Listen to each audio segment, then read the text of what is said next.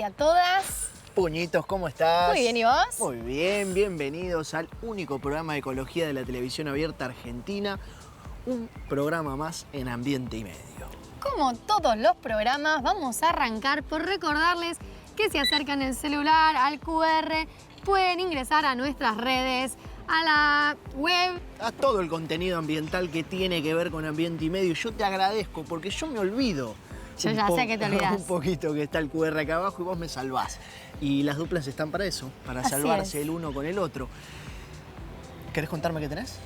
Yo hablé con Florencia Jerez, que es una ingeniera química becada del CONICET que está investigando en su tesis doctoral para transformar residuos orgánicos como la yerba mate en supercapacitores, es decir, una especie de pila. Ella nos lo va a contar mucho mejor, pero es súper interesante ver cómo estamos aprovechando descartes como pueden ser la yerba, que aparte es un descarte que tenemos muchísimo en nuestro país, para transformarlo en algo tan útil como una batería. Supercapacitores. Así es. Me gusta. ¿Y el mate te gusta también? No te voy a mentir, me estás clavando, quemando acá en Vas a cámara. ver. Yo no soy de tomar mucho mate, pero sí, obviamente Bien, se toma. Bien, perfecto. A mí sí ¿Vos tomás? Sí, a mí me gusta. Me gusta un poco más el café, pero van con los dos.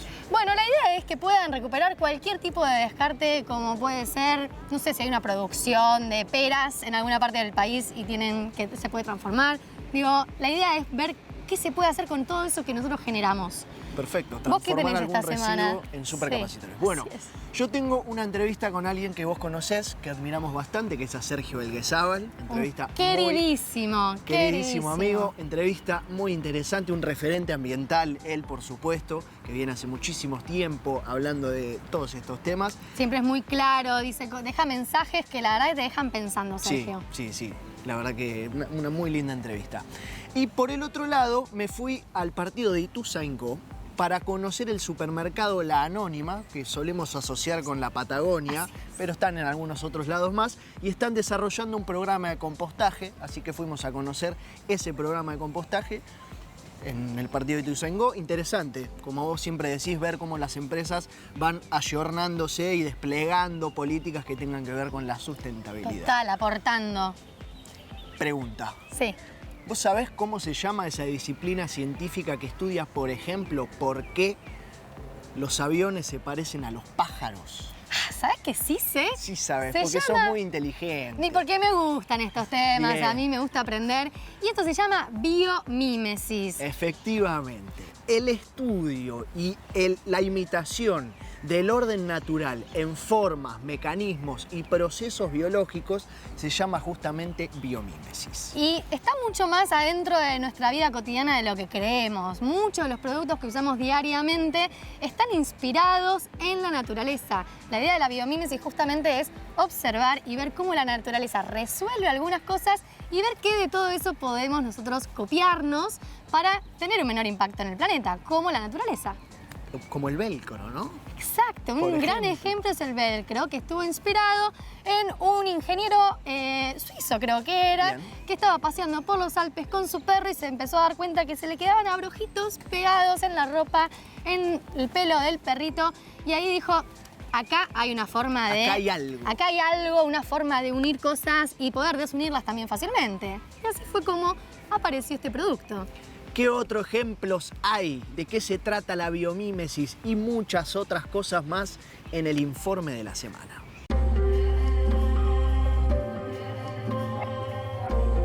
La naturaleza es la medida de todo. Es la maestra y el modelo a imitar. Desde el comienzo de los tiempos ha sido fuente de inspiración de las artes y las ciencias. La biomimética es un concepto nuevo, pero tan viejo como el mundo. Leonardo da Vinci fue uno de los primeros expertos en este método, que emula los atributos de plantas y animales y las dinámicas de los ecosistemas para alcanzar soluciones innovadoras. En 1505, el gran Leonardo detalla minuciosamente en el Códice del vuelo de las aves la anatomía de algunos pájaros, que será el principio básico de sus máquinas voladoras. El inmenso aporte de las tecnologías y la necesidad de recuperar procedimientos más armoniosos con el ambiente actualiza permanentemente el significado de la biomímesis. 600 años después de los inventos de Da Vinci, el aporte de esta disciplina a la supervivencia y al desarrollo humano es indudable. El fuselaje de los Airbus aplica una técnica inspirada en las escamas de los peces, para que los aviones sean más eficientes y bajen el consumo de combustible. El tren bala reduce su fricción imitando la inmersión del martín pescador. Los movimientos de la medusa permitieron desarrollar mecanismos para estabilizar drones. Los puentes colgantes se inspiran en los patrones de las telas de araña, muy fuertes, pero elásticos. Los panales de abejas son replicados en embalajes ecológicos fabricados con celulosa de madera. La forma hexagonal distribuye la presión y protege objetos frágiles. En Zimbabue, donde las temperaturas pueden alcanzar los 42 grados centígrados, el centro comercial Eastgate Center del arquitecto Mick Pierce emula el diseño de los termiteros africanos para ventilar, calentar y refrigerar en forma natural. La biomímesis puede servir para el transporte, la comunicación y las construcciones, pero además impacta muy positivamente en la indumentaria. Existen trajes de baño y de buceo que imitan la piel del tiburón, con la trama aerodinámica y la composición óptima para repeler el agua. Fueron creados por la NASA y puestos a prueba por el nadador norteamericano Michael Phelps en los Juegos Olímpicos de Beijing, donde consiguió 8 medallas de oro. También la flor de loto es modelo para la confección de telas. Sus hojas tienen una estructura microscópica que reduce la humedad y la suciedad. La tecnología Always Dry, siempre seco, se basa en esos principios que facilitan el cuidado y la durabilidad de las prendas. En definitiva, la biomímesis no solo trata de observar, entender y aplicar soluciones del orden natural a los problemas humanos. Recrea diseños, materiales, infraestructuras y sistemas de organización que copian a la perfección la sabiduría de la naturaleza. Ser como ella es lo que nos permitirá cumplir con nuestro rol como parte del ecosistema, vivir en armonía y preservar el equilibrio de la Tierra.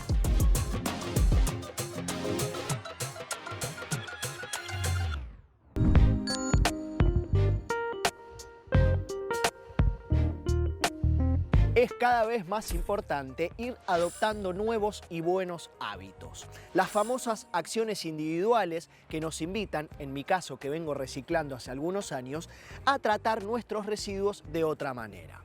Y si bien esa pata es muy importante, hay otra arista que tiene que ver con los residuos industriales, sobre todas las cosas, que también necesitan un tratamiento en específico. En este caso, La Anónima, supermercado que uno asocia con la Patagonia, pero que también está en Santa Fe, Córdoba y La Pampa, nos invitó a conocer su nuevo programa de compostaje. Así que, sin más, vamos a conocerlo.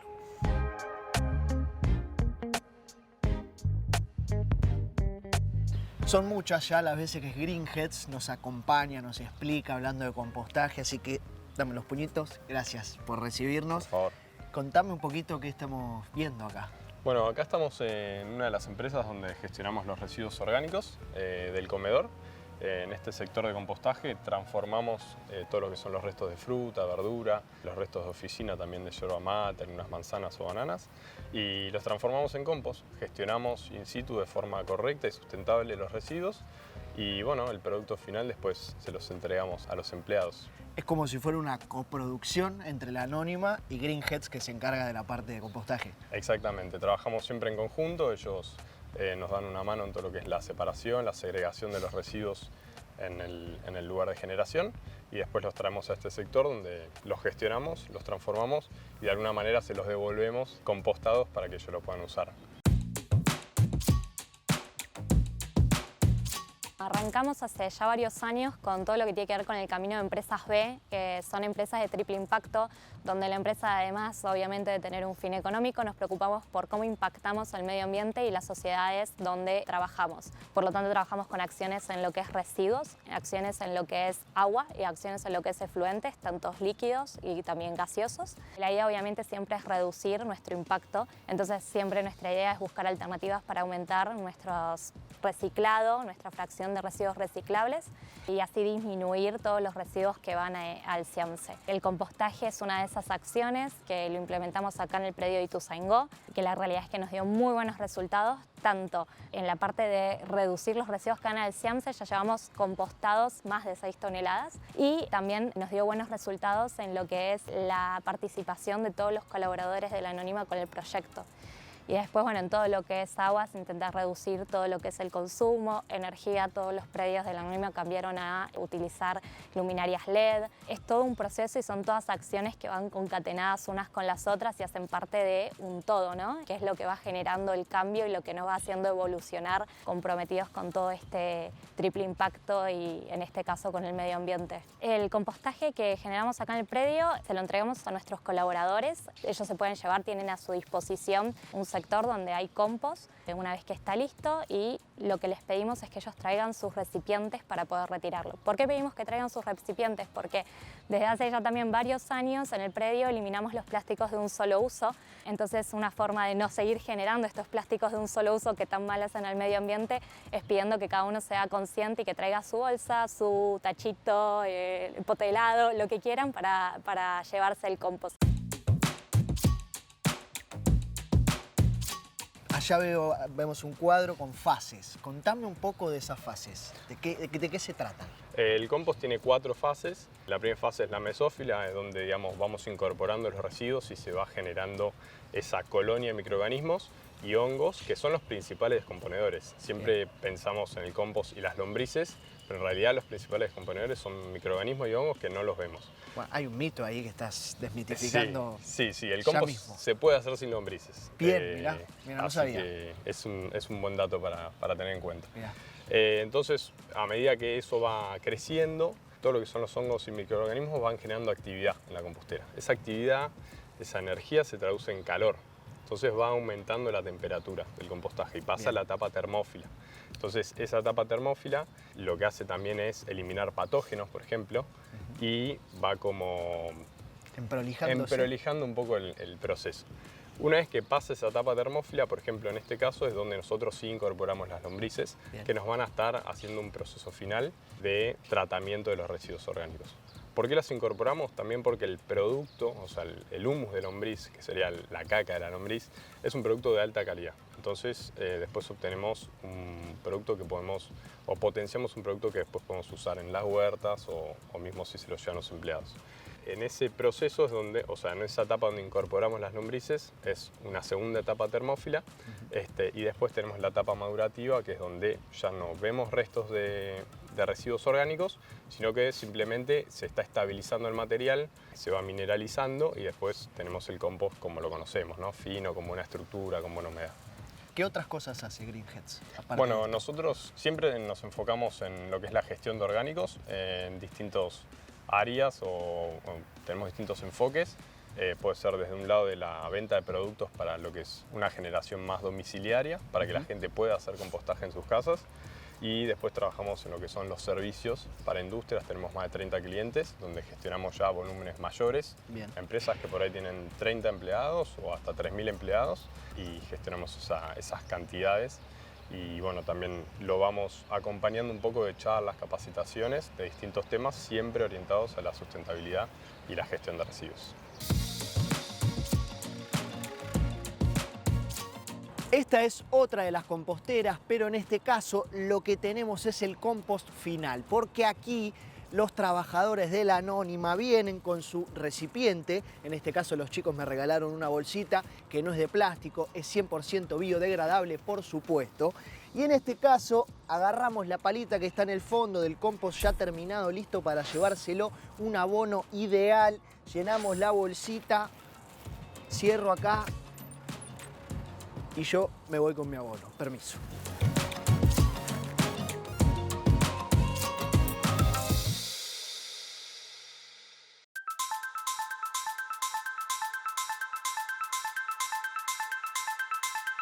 Sergio Elguezábal es periodista, editor de radio y televisión, especialista en temas de ambiente y sustentabilidad. Hacía mucho tiempo teníamos ganas de hacer esta entrevista, solo estábamos esperando el momento oportuno. Sergio, muchas gracias por acercarte. No, a ustedes, qué gusto estar acá, ¿Cómo en estás? este lugar. Bien, escuchando aves, el murmullo de la naturaleza. Venís hablando de ambiente y de todos estos temas hace muchos años. Quería arrancarte preguntando cómo nace esa vocación.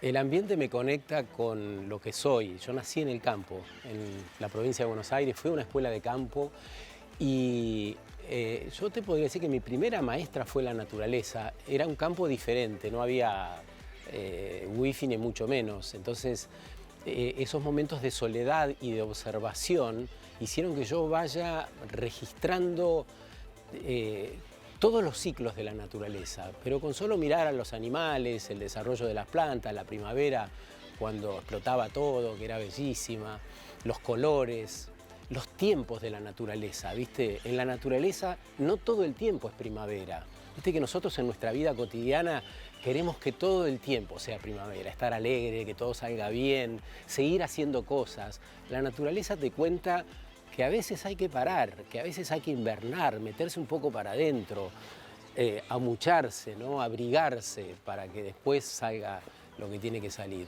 Entonces, esa base vino conmigo y cuando llegué a Buenos Aires, cuando estudié, cuando entré en los medios, encontré que ahí había algo para decir porque pude conectar eso de la naturaleza con el mundo de consumo insostenible, de producción y consumo insostenible. Eso no me entraba en la cabeza, yo no podía conjugar esa organización que nos dábamos de producción y consumo inacabado con lo que me había mostrado la naturaleza desde que nací prácticamente. ¿Y en qué cambió la forma de hacer periodismo a como eran los 90 a como es hoy? En los 90 hubo una posibilidad, yo hice mucho en los 90 periodismo de investigación y había una linda posibilidad. Nosotros teníamos un acuerdo tácito con nuestros editores, se conversaba mucho, podíamos traer propuestas y hacerlas. Hoy está todo muy acotado, muy cerrado, muy controlado. Yo no sentí ese control en los 90, sentí que podíamos desarrollarnos los periodistas de un modo como ahora me parece que cuesta más. Sin embargo, en la cuestión ambiental era muy naif el tratamiento. Yo también ahí empezaba ya a poner el ojo en eso. Hablábamos todavía de medio ambiente. Imagínate si íbamos a pensar en hablar de ambiente y medio en esa época. Y el tema eran las ballenas por ahí. Íbamos a ver las ballenas, los pingüinos, sus nacimientos. Pero no estaba instalada, salvo algún conflicto central y algunas personas, qué sé yo, Miguel Grinberg ya hablaba de ecología y hablaba de otros conceptos muy fuertes en esa época, pero que no estaban en la conversación pública, menos en la tele. Así que era un periodismo más de paisaje, si querés, eso era la ecología. Y al activismo y al periodismo, ¿lo ves como dos cosas que se asocian, que se disocian, que pueden trabajar mancomunadamente? Para mí se potencian y necesitamos justamente un periodismo activo. Con otros periodistas estoy impulsando una corriente de pensamiento que se llama periodismo regenerativo, que justamente nos invita a activar para revisar el modo que lo estamos haciendo, qué contrato tenemos con la opinión pública, si es posible revalidarlo, desde qué fuentes utilizamos, si son variadas o no, quiénes tomamos como, quiénes validamos para que puedan ayudarnos a construir esta nueva narrativa. Entonces me parece que hoy más que nunca el periodismo necesita estar activo, necesita un periodismo despierto, que se despabile, que ayude o que nos ayude como sociedad a entender varias cuestiones. No que nos asuste con la placa todo el tiempo de urgente, alerta y todo lo demás. Por el contrario, que nos anime, que nos diga, che, este siglo XXI nos presenta el desafío de la humanidad más grande que podamos tener. La crisis socioambiental que vivimos merece que nos ocupemos. Porque si nos ocupamos de nosotros y de nuestros hijos, vamos a estar haciendo algo sostenible, hablando de sustentabilidad, ¿no? Y vamos a hacer algo que que tenga que ver con el tiempo que vivimos y con lo que podemos hacer como hombres y mujeres que habitamos este espacio, ¿no? Sergio, recién mencionaste narrativa y siempre se te vio muy vinculado a la educación. Primero quiero que me cuentes el trabajo que haces con maestros y alumnos a nivel de educación. Y segundo, ¿qué es lo que le falta a esa educación? ¿Qué herramientas necesitan las escuelas, las instituciones para otorgarle al cambio climático la magnitud que se merece? Es clave eso. A todos nos gusta hablar de educación. Es un tema muy complejo para tratarlo en 2 minutos. Pero empezaría por decir que la escuela es una institución del siglo XIX con maestros del siglo XX que enseñan a pibes del siglo XXI. Por lo tanto, la escuela como institución debiera ser revisada. Los pibes están 8 horas. ¿Vos aguantarías todos los días 8 horas que te estén bajando info? Se aburren. También se aburren los maestros. Es una institución que necesitamos revisar. Además, ¿por qué le vamos a dar el monopolio de la enseñanza a una institución, sea pública o privada? ¿Por qué no puedo estar ahí 3 o 4 horas y después voy al club de barrio a aprender a jugar al básquet, a jugar al ajedrez, a hacer danza, baile, qué sé yo, e interrelaciono con otras personas? Si no, me quedo con el grupito de los 20 pibes que me acompañaron en la primaria y los 25 de la secundaria. En mi caso, 4. Éramos 4 compañeros en la escuela de campo. Me parece que en cuanto a los contenidos hay mucho para hacer también y tomar de estas sociedades nuevas que también van educándose a su manera. Yo tengo una de mis hijas, es adolescente, y no necesita que yo le diga algunas cosas, algo le tengo que decir, la escuela le dirá otra, el lugar donde va a danza otro, pero también tienen sus propios medios a través de las redes, de sus búsquedas, de su independencia para pensar. Creo que, volviendo a la narrativa, no nos estamos contando el tiempo que vivimos, lo revolucionario que es y las transformaciones que estamos viviendo. Hay un mundo que no nos estamos contando, que la tele no nos cuenta. Nos está contando un mundo escueto, negro, un mundo sin esperanza. Y a mí me parece que tenemos por delante, insisto, un gran desafío que es redefinirlo todo. Mirá, las ciudades donde vivimos, el modo en que hacemos los trabajos, la educación que dijimos antes, cómo nos vinculamos, cómo hacemos nuestros trabajos, hay tantas cosas. Hay mucho. Hay mucho para hacer, sí. ¿Estamos bien? Porque nos queda una segunda parte. Dale. Vamos a la pausa. Dale. Ya seguimos con más Ambiente y Medio.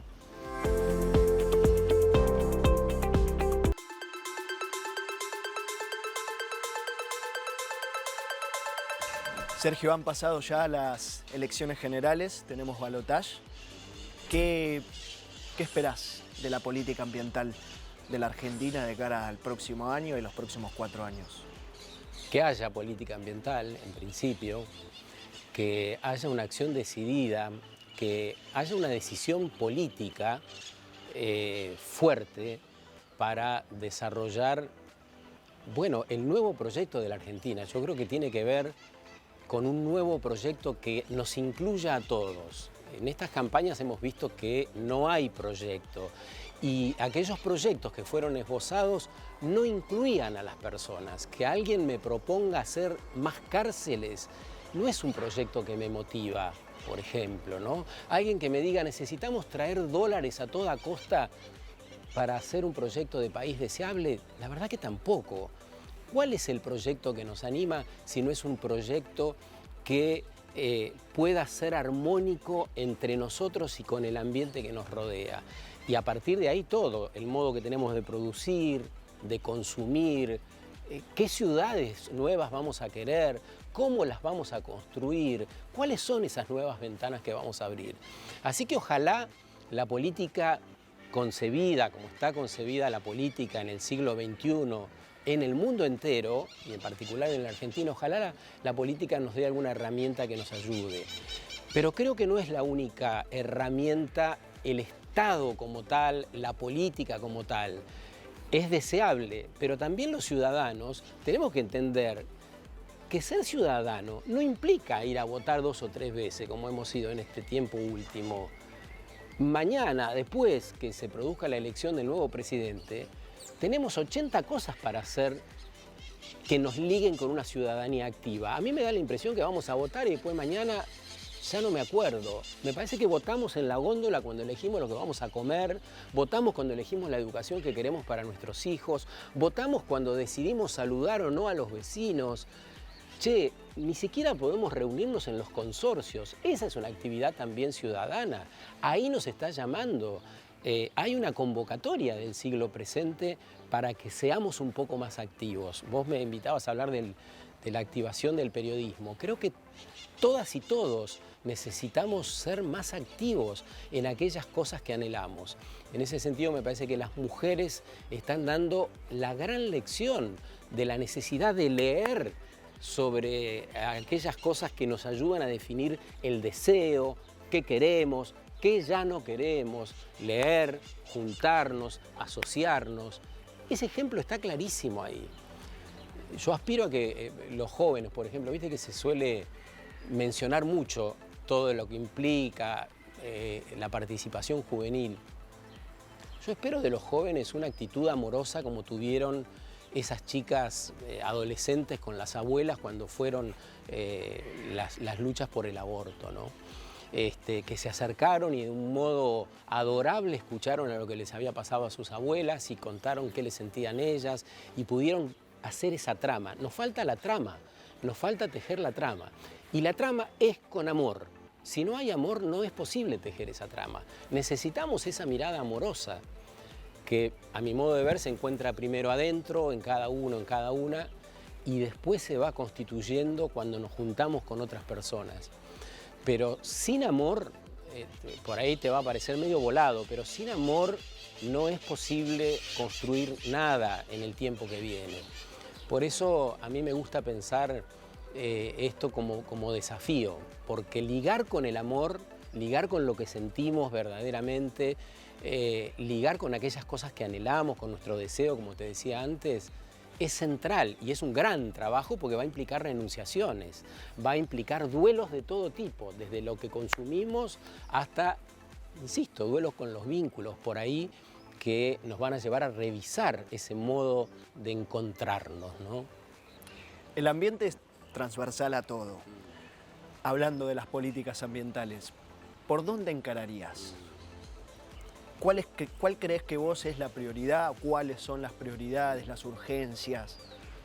Yo creo que más allá de la agenda que está establecida, de la necesidad de la ley de humedales y demás, haría hincapié en la narrativa, en cómo nos estamos contando el tiempo que vivimos. Por esto que decíamos antes, de poner en valor lo que no estamos viendo, pero que sí o sí necesitamos una narrativa diferente. Mira, en Europa, estuve hace poco, dicen en España, en Francia, nos están invadiendo los árabes, nos están invadiendo. Digamos, ese es un paradigma viejo de ver. El mundo se está reconfigurando y lo que viene es la construcción de una nueva cultura que no nos va a hacer decir yo soy de acá, de acá, de acá y nada más y acá no entra más nadie. Vamos a empezar a tejer una malla. Ojalá acá sigan viniendo inmigrantes de todos lados para con esa coloratura tan diversa podamos encontrar la mejor organización posible. Aparte, en nuestro caso particular, somos eso. Y somos eso, bueno, forma parte de reconocernos o de volver a reconocer lo que somos y ampliar la mirada, ¿no? Ya no somos exclusivamente aquellos viejos inmigrantes que vinieron con una mano y atrás y otra adelante y agarraron la pala. No es necesario ni conveniente agarrar la pala, porque también dejémonos, yo siento a veces que hay como algunas cosas que nos decimos, hay que agarrar la pala. La pala no, porque yo trabajé en el campo y viví en el campo. La pala te rompe la cintura. Tenemos que hacer otros trabajos y de mayor calidad y trabajar menos.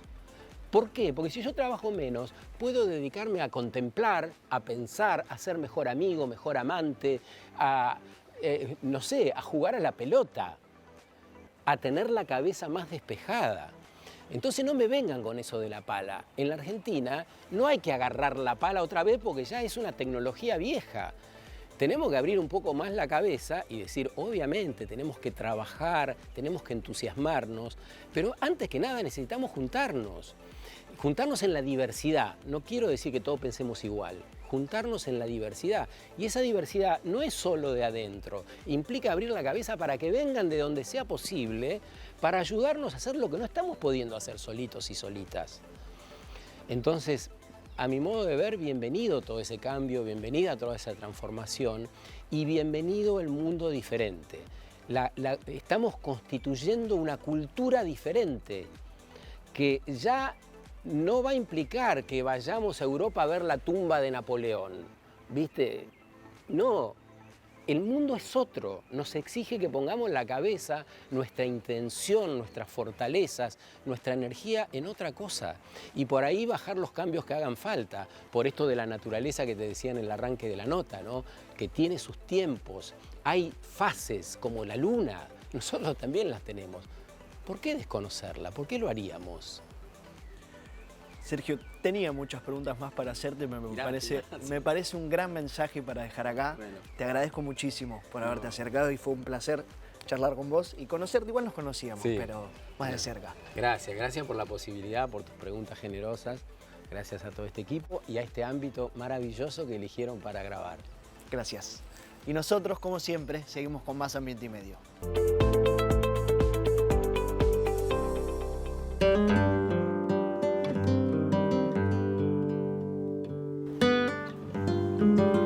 Me animo a decir que del otro lado de la pantalla muchos de ustedes están en este momento tomando un mate. Y claro que sí, no por nada fue declarada la infusión nacional. De hecho, según el Instituto Nacional de Yerba Mate, los argentinos y argentinas consumimos en promedio más de 6 kilos al año cada uno. Y entre producción y consumo se estima que se descarta más de 1 millón de toneladas al año. Quiero creer que alguna parte de esto es compostada, pero en su mayoría termina enterrado en rellenos sanitarios o en basurales a cielo abierto. ¿Alguna vez se preguntaron si esta yerba usada todavía sirve para algo más? Florencia Jerez es ingeniera química y becaria del CONICET y ella sí se hizo esta pregunta.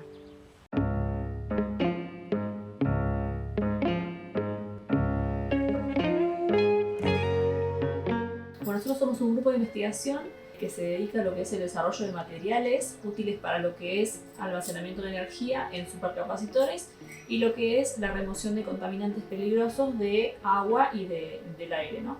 En 2018 empezamos a buscar una temática para que yo pudiera desarrollar mi tesis doctoral y empezamos a ver que en el mundo se estaban desarrollando carbones activados obtenidos a partir de lo que eran residuos vegetales abundantes en diferentes partes del mundo. Buscando cuáles eran los residuos vegetales más abundantes en lo que es Argentina, encontramos que la yerba mate era uno de ellos y que todavía no había investigaciones que los utilizaran para producir carbones activados para lo que era almacenamiento de energía. Entonces ahí empezó nuestra búsqueda de diferentes métodos de producción, optimizar estos métodos de producción para obtener un material que sea eficiente y fácil de producir, obviamente desde la ingeniería.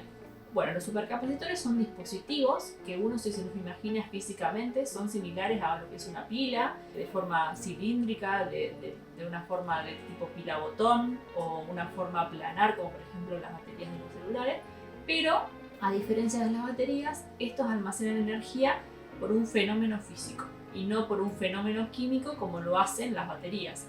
Entonces, los supercapacitores van a almacenar la energía y entregar la energía muy rápido, dándole una elevada potencia.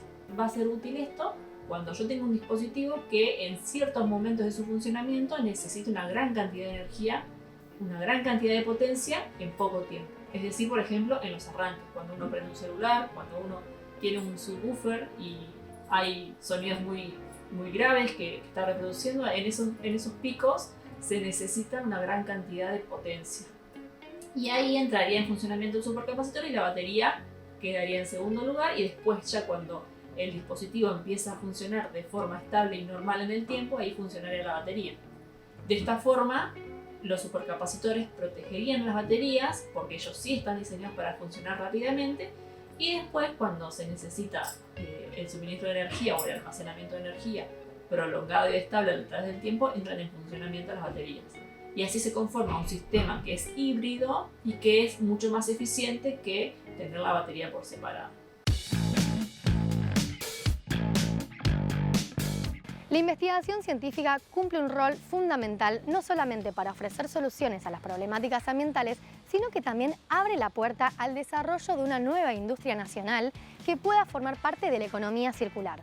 Una industria que, además de generar empleo, puede aprovechar diversos tipos de descartes vegetales abundantes en la región y transformarlos en un nuevo producto que hoy tiene una alta demanda local y que en gran parte es importado. Solamente en Argentina existen 2 fábricas de producción de carbones activados que solamente cubren el 20% de la demanda del carbón activado que se utiliza en todas las industrias en Argentina. O sea, el carbón activado se utiliza en la industria cosmética, en la industria farmacéutica, en lo que es purificación de biogás, en todo lo que son filtros de agua y de aire, en todo lo que es la industria del azúcar para retirar el color, en la industria de los jugos y de los vinos también se utiliza mucho. En una gran cantidad de industrias se utiliza el carbón activado, pero ahora se está cubriendo esa demanda con carbón activado importado. Entonces es muy factible, o sería muy factible, que funcione una planta de carbones activados con los residuos que tenemos disponibles. Nosotros creemos que a largo plazo esto se va a concretar y se va a llevar a cabo, ¿no? Solamente existen 2 plantas de carbón activado en la Argentina que utilizan los residuos de la industria maderera, de maderas duras como el eucalipto o el algarrobo y el quebracho, de residuos de durazno, de los carozos de duraznos y nada más, digamos. No hay una diversificación de los residuos a utilizar. Y nosotros hemos probado que es posible producir carbones activados que son útiles tanto para el almacenamiento de energía como la remoción de contaminantes del agua y del aire provenientes de la poda de olivo, del residuo de la producción de aceite de oliva, de lo que es todo el mosto o el bagazo de la cerveza, todo lo que es el residuo de la industria de cannabis medicinal, de todo lo que es el rastrojo de trigo, que se produce una gran cantidad de rastrojo de trigo. Entonces tenemos una gran potencialidad de cubrir este 80% de los carbones activados que se importan con producto nacional, ¿no? Que es algo muy importante tener en cuenta, sobre todo cuando uno es ingeniero y desea impulsar lo que son industrias nacionales con después aplicaciones que son tecnológicas y que tienen un gran impacto en lo que sería la economía, ¿no?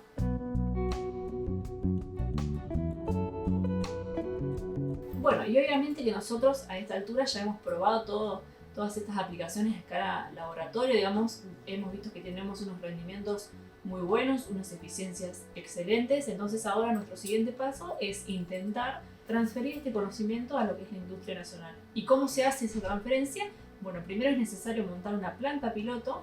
Desde esa planta piloto uno puede sacar los parámetros de diseño y la factibilidad técnica, la factibilidad económica y financiera y el impacto ambiental que tendría el montaje de una planta a escala industrial, ¿no? Entonces uno necesita primero hacer esta planta piloto, analizar el funcionamiento de esa planta piloto y ahí obtener los parámetros para lo que sería la escala industrial.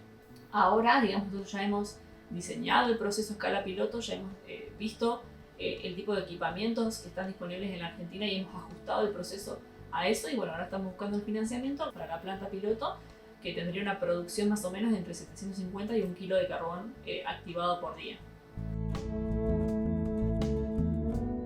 El proyecto de investigación de Florencia demuestra cómo la ciencia y la innovación pueden transformar problemas ambientales en oportunidades económicas sostenibles.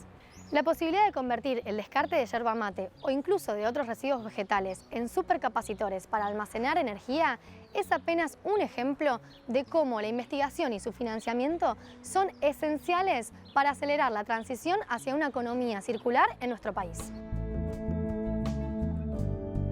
En este programa consideramos a la ciencia como una gran aliada para transitar hacia un futuro más limpio, más eficiente y más circular y que a la vez permita la creación de nuevos empleos verdes. Sin dudas, el camino es por acá. Y ustedes sigan ahí, que todavía queda un rato más de Ambiente y Medio.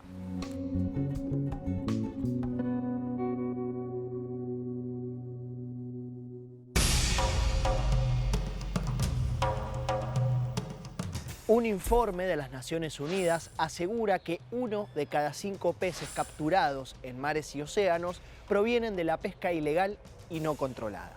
A lo largo de todos estos años se han desarrollado diversas estrategias que evidentemente mucho no funcionaron, por eso la problemática, pero no se olviden que estamos en el año 2023, estamos en el año del boom de las IA, las inteligencias artificiales, que en este caso parecieran prometer una solución.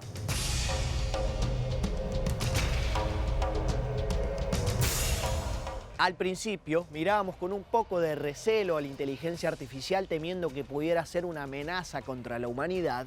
Descartada esa teoría, al menos por ahora, nos queda que es una gran herramienta, que por supuesto tiene su impacto y tiene fundamentalmente su consumo energético, pero volvemos a la herramienta que en esos términos es cuasi perfecta. Y en este caso, según National Geographic, es la primera vez en la historia de la humanidad, la primera vez que existen inteligencias artificiales, que van a aplicar este tipo de inteligencias en los océanos para que monitoreen su estado y funcionen como guardavidas tecnológicos.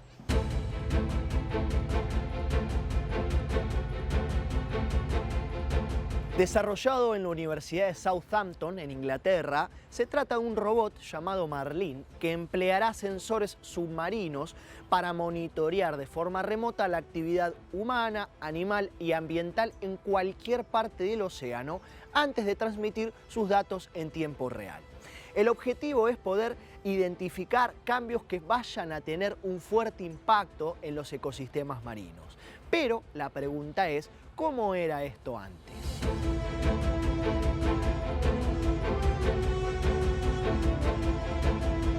Históricamente, para poder obtener datos de los ecosistemas marinos, había que ir a las aguas, colocar instrumentos, sensores, cámaras y dejarlos allí mucho tiempo hasta que para poder recuperar esos datos había que ir, recuperar esos instrumentos, llevárselos al laboratorio, analizarlos, etc. Cuestión que al día de hoy ya nos parece completamente antigua, pero además le sumamos que antes existían los buques de monitoreo.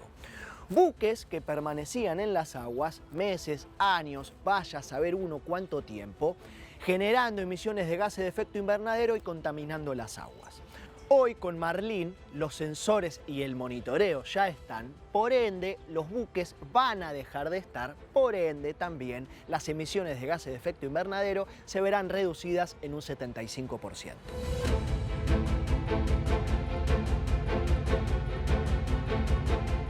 Pero además de la reducción de los gases de efecto invernadero, hay que hablar de la economía de los océanos azules.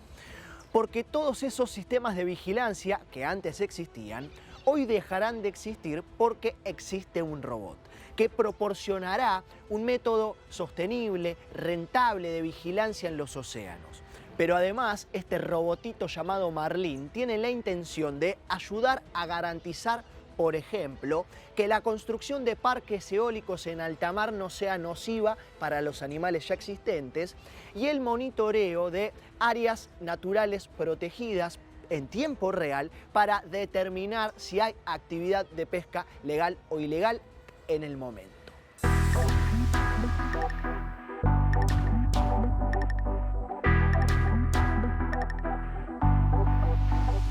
Utilizar la inteligencia artificial para vigilar el sonido del mundo marino, así es como le dicen, sonido del mundo marino, concepto interesante, en combinación con la capacidad de transmitir estos datos en tiempo real, sin duda que se trata de una herramienta que proporcionará soluciones para enfrentar esta problemática.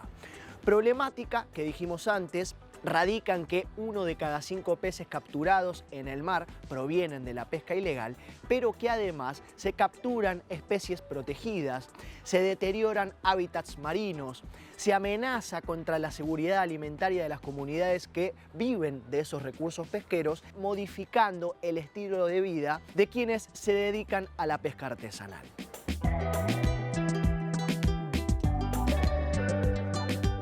La idea, o al menos no es necesario aprenderse sobre sensores, Marlin, el funcionamiento del robot. Para el interesado como yo, la información anda por ahí, pero lo interesante, lo importante es entender que se trata de uno de los primeros ejemplos en la historia de la humanidad de una inteligencia artificial aplicada al servicio de la recuperación de un ecosistema. Y esperamos, por supuesto, que se vean plasmadas en todos los campos y en todas las problemáticas ambientales para acompañar y ofrecer una solución.